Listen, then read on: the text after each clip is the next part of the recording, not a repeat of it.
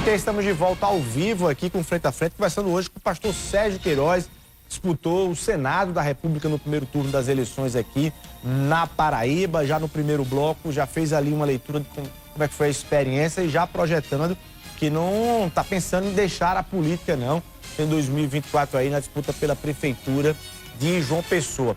Você pode ir lá no @TV Arapuã, botar ali sua pergunta. No finalzinho do programa eu faço aqui sua pergunta para o pastor Sérgio Queiroz. Se tem alguma coisa que você quer perguntar para o pastor Sérgio Queiroz, vai lá na TV Arapuã ou no meu @LuizTorresPB e manda lá também no direct aí uma pergunta que a gente faz aqui no finalzinho do programa.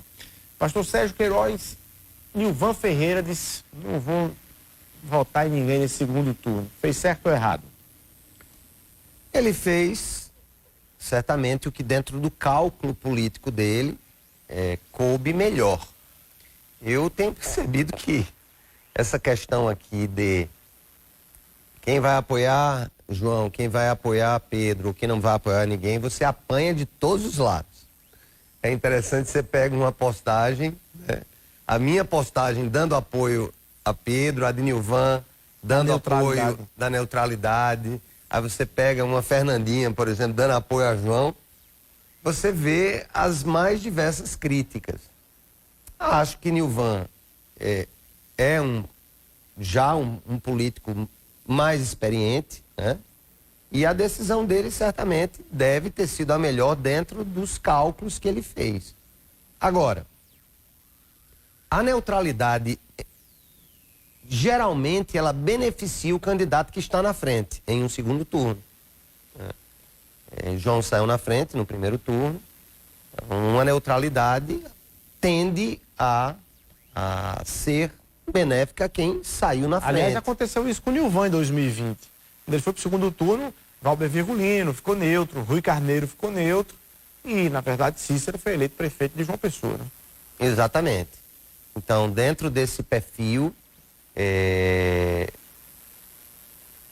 usando inclusive um conselho, né, que o próprio presidente da República já falou algumas vezes, isso tem vídeos correndo aí nas redes, que a neutralidade não é a opção que ele escolhe nesses casos, mas a opção que, embora não case dentro do seu conjunto de expectativas, seja aquela digamos, mais plausível diante das opções que se tem. Este foi o meu, a minha leitura, renovação, o próprio pensamento mais liberal de Pedro. A gente tem visto alguns comitês, João Azevedo e Bolsonaro, alguns adesivos, inclusive, nos carros e tudo. Tem bolsonarista votando em João? Como é que você acha isso? Assim, João Azevedo também conseguiu, de alguma forma, ter esse retorno do eleitor de Bolsonaro? Olha só, eu acredito que as pessoas que votaram em Nilvan no primeiro turno, talvez 10 ou 15% fiquem ali na neutralidade, mas a grande maioria deve escolher Pedro. Tendo em vista que o governador foi, digamos, o adversário mais combatido por Nilvan, né? E também de expectativas que se levantaram ainda na pré-campanha, de um eventual apoio mútuo em segundo turno. Isso foi até veiculado. Então, nesse sentido, eu prefiro o posicionamento, sabendo que toda decisão ela tem seu preço. Toda decisão tem seu preço. Mas eu lhe pergunto para além de Nilvan Ferreira. Você compreende que há um cenário em que o eleitor de Bolsonaro também tem ali os espaços para... É possível, né? A gente tem os votos mais cruzados possíveis, né? Que você possa imaginar. Eu fui muito bem votado nas urnas da UFPB. Né? Você pega lá as sessões da UFPB, da Universidade Federal, que abriga ali, em geral, estudantes que moram na redondeza e tal. Fui muito bem votado lá, acho que até em algumas urnas ganhei ou empatei com o Ricardo. Então é possível que, inclusive, pessoas que não votaram em Bolsonaro votaram em mim. O que a gente tem que entender é o seguinte: o voto não é vinculado. Não é o voto caixão, como a gente dizia, que você vota no presidente, no vice, na chapa completa. Então, isso é um avanço democrático. E querer que as pessoas se encaixotem dentro do que você pensa sobre voto é um dos atos mais arbitrários na democracia. Ô, pastor, você fala uma coisa importantíssima, porque está muito dentro da atualidade. Eu tenho visto matérias de evangélicos que estão deixando a igreja porque não votam em Bolsonaro, estão se sentindo intimidados. Católicos que estão sendo atacados dentro da igreja porque não votam em Bolsonaro e estão sendo intimidados. Sacerdotes, e para além do debate do padre ou do pastor que pega o microfone para defender o A ou B. Estou falando de eleitores que não votam em Bolsonaro e estão tendo dificuldades dessa inserção aí nas igrejas, em função da narrativa, se a narrativa de quem é do bem de Deus está com Bolsonaro, quem não é do bem de Deus não está com Bolsonaro. Então, existe ali, parece que um nível de maniqueísmo, né? Nesse sentido. Então, ele pergunta de forma muito clara, assim, complexa. Quem não vota em Bolsonaro também tem o direito de servir e amar a Deus? Lógico. Olha só, gente, primeiro de tudo, todos sabem a minha posição política, sabem que eu prefiro o presidente Bolsonaro, que eu faço defesas técnicas do governo, como várias vezes fiz com você. Um governo que teve erros, ele mesmo reconheceu erros por palavras que proferiu, ele pediu perdão por isso. Então, nós estamos diante de um cara imperfeito e tão pecador quanto qualquer outro carente da graça de Deus. Então, primeiro ponto, igreja não é lugar para se fazer defesa política de ninguém. De ninguém. De ninguém.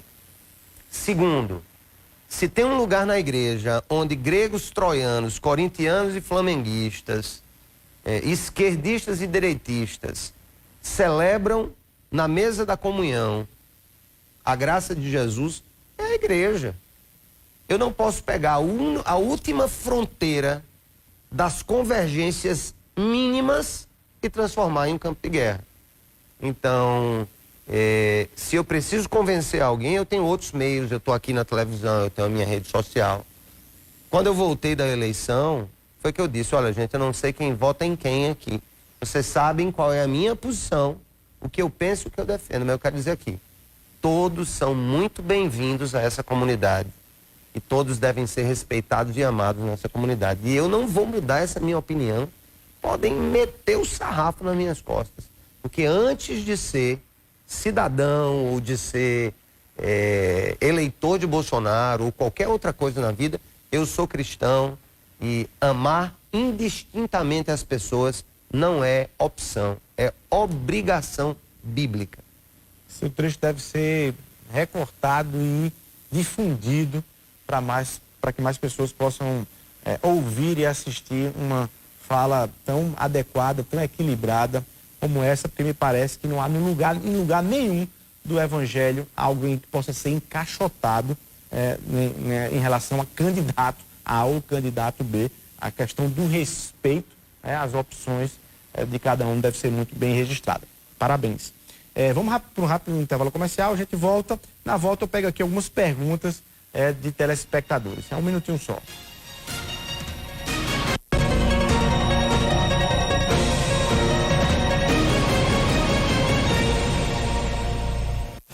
Assim como o Brasil, a Paraíba resolveu levar as eleições deste ano para o segundo turno. E Arapuã, claro, foi junto.